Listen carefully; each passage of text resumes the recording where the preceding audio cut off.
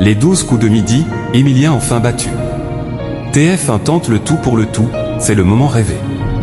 Jean-Luc Reichmann a annoncé un grand événement pour les 12 coups de midi. Et ça concerne Emilien. Il est tout simplement imbattable. Avec plus de 2 millions de gains et de cadeaux, Emilien surpasse tous ses concurrents dans les 12 coups de midi. Ce lundi 10 mars, le jeune homme a pu retrouver un ancien habitué du plateau puisque Bruno, second plus grand maître de midi, était présent. S'il a félicité le jeune étudiant en histoire, l'ancien champion est aussi revenu sur son propre parcours. On en avait parlé avec Céline aux primes de Noël puisqu'on était les deux à avoir dû faire le coup fatal, puisqu'Emilien avait perdu depuis bien longtemps. Rappelons-le, a-t-il commencé par indiquer. D'ailleurs, Jean-Luc Reichmann fait une annonce, on est en train de préparer un truc de dingue, lance-t-il. Jean-Luc Reichmann annonce un grand événement. L'animateur de TF1 annonce alors ce qu'il a prévu.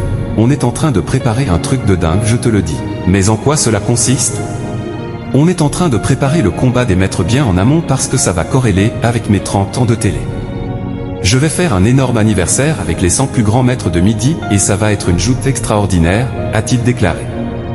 TF1 semble être prête à tout, vous allez peut-être pouvoir vous accrocher parce que là, il vous taquine, a-t-il lancé à Emilien.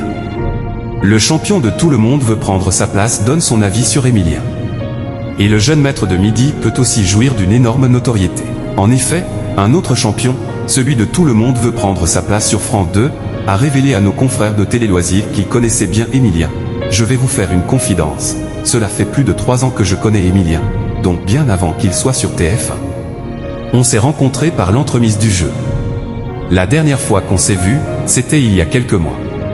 On organise un tournoi tous les ans d'un célèbre jeu télé et il descend aussi.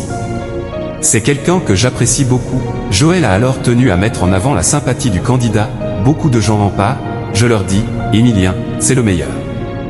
Ne bataillez pas, il est excellent, explique-t-il, je suis admiratif de ce qu'il fait. Je pense que des gars comme lui, il n'y en a pas eu avant lui et je ne sais pas s'il y en aura beaucoup après lui. Savoir tout ce qu'il sait à son âge, c'est prodigieux.